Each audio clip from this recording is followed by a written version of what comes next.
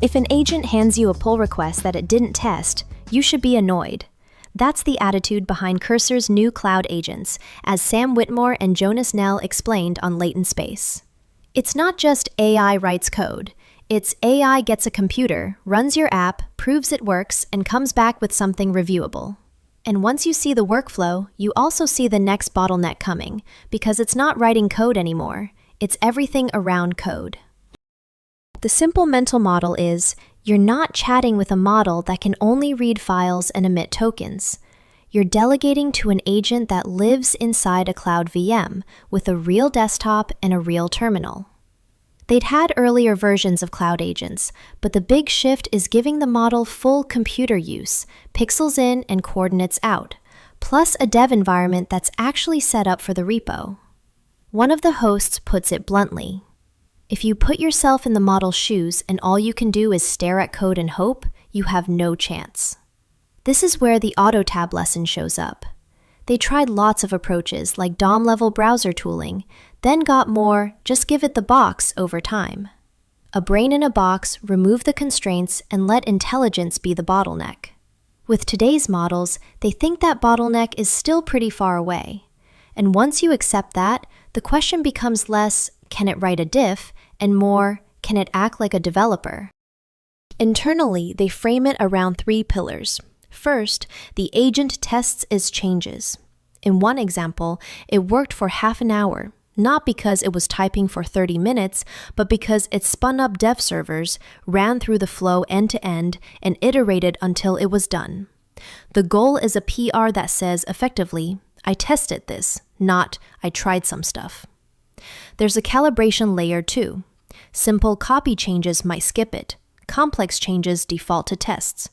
If you want to force it, there's a slash command like /no test, and teams can specify rules in an agent's markdown file. Second, it comes back with a short demo clip of what it built.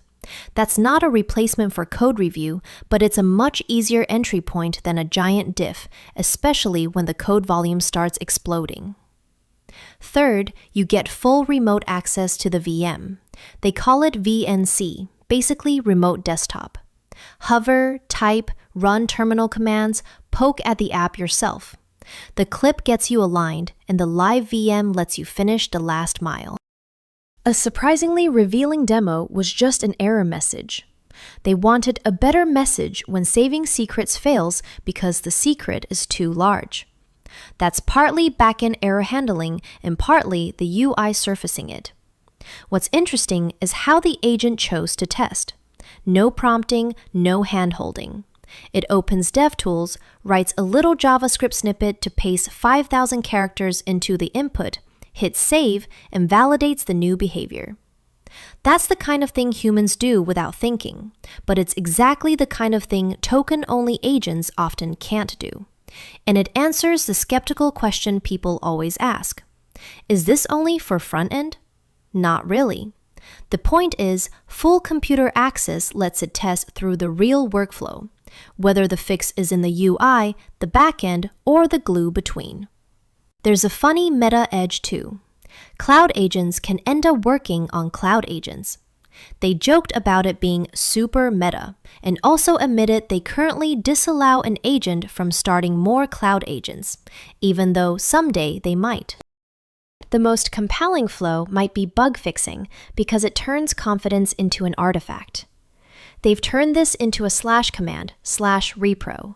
The agent reproduces the bug, records proof of the bug happening, fixes it, then records the same flow showing it no longer reproduces.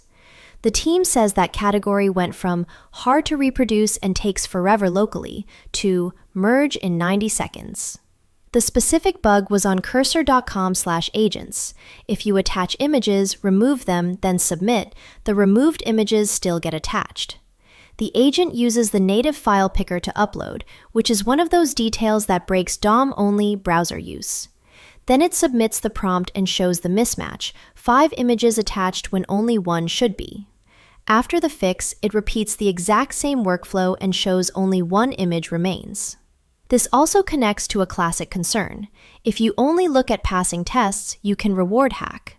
Their framing is closer to red-green TDD. Show me it fails, then make it pass.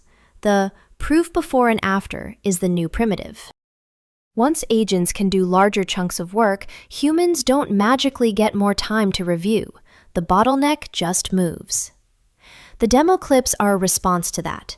They'll still look at code, but the clip gives fast alignment, especially when underspecification is the real enemy. Sam described the familiar pain. You ask for a toggle, you pull the branch, and you realize you got a checkbox. Technically correct, spiritually wrong.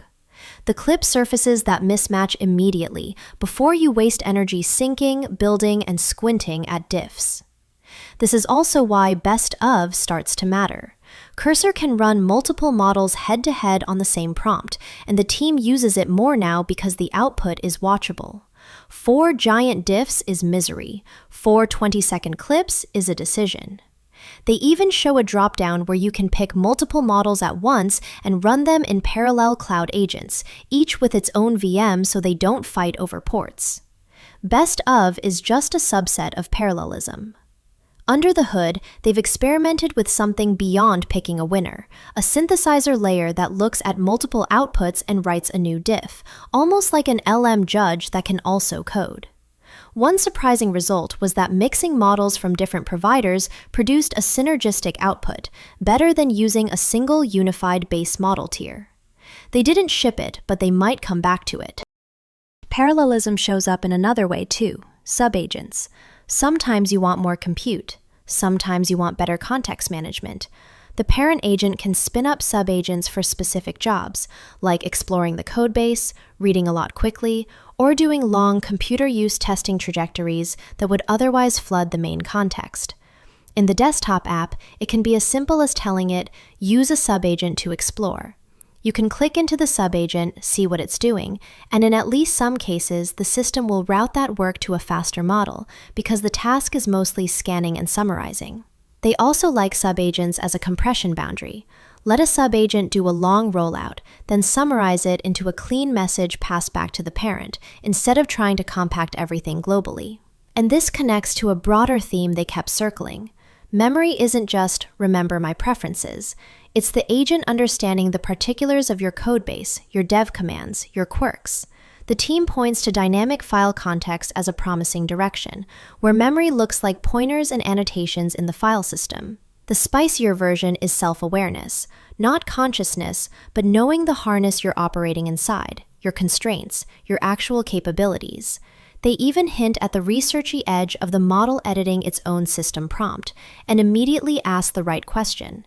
How do you do that safely? One of the more underappreciated shifts here is social, not technical. Development starts looking collaborative by default. They describe Slack as an IDE in practice. Someone kicks off a cloud agent in a thread. Other people can follow up, add context, and shape the result. The agent can even tag people in Slack, pulling in the humans who should weigh in. What's left for humans becomes the high-order stuff. Do we want to ship this? Is this the right UX? Is the form factor right? It's less, where does this if statement go, and more, what are we deciding? Someone jokes that there's no more discussion of, am I going to do this? Are you going to do this? Cursor is doing it. You just decide if you like it. They made a deliberate design choice here too. Cursor won't chime in unless you explicitly mention it, so your human thread doesn't get hijacked by an eager participant. And they've been pruning UI in service of delegation. They unshipped a native browser iframe approach, like port forwarding localhost into your own browser, because remote desktop was good enough and more general. They also tried a Files app in the web UI so you could edit files, then removed it. The belief is that limiting the UI nudges people into the new pattern, where you ask for outcomes instead of hand editing. Annoying in some moments maybe, but it's also Cursor telling you where they think this is going. The most memorable metaphor in the episode is code as water flowing through a pipe. The next unlock, they argue, isn't one person plus one model making the water flow faster. It's making the pipe wider, so more work runs in parallel, whether that's swarms or parallel agents. Throughput over latency.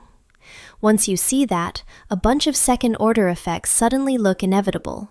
CI gets overloaded because it's like you hired 10 times more engineers overnight. Review, security, performance, release stages, merge queues, all the big company machinery starts showing up in tiny teams. They even talk about Jevons paradox in pricing and usage. As Cursor went from tab autocomplete to richer agent workflows, people went from paying tens of dollars a month to hundreds, and they expect cloud agents and long-running parallel VMs to push that into thousands per person per month, maybe tens of thousands, because the leverage is there. It's not doom, it's a redefinition of what a developer is doing all day. If you want the full texture, including the gritty product trade-offs and the way they think about swarms, watchability, and self-aware agents, the full conversation with Sam Whitmore and Jonas Nelle on Latent Space is worth your time. Because the question isn't whether the agent can write the code, it's whether your whole software process can survive having 100 new coworkers who never sleep.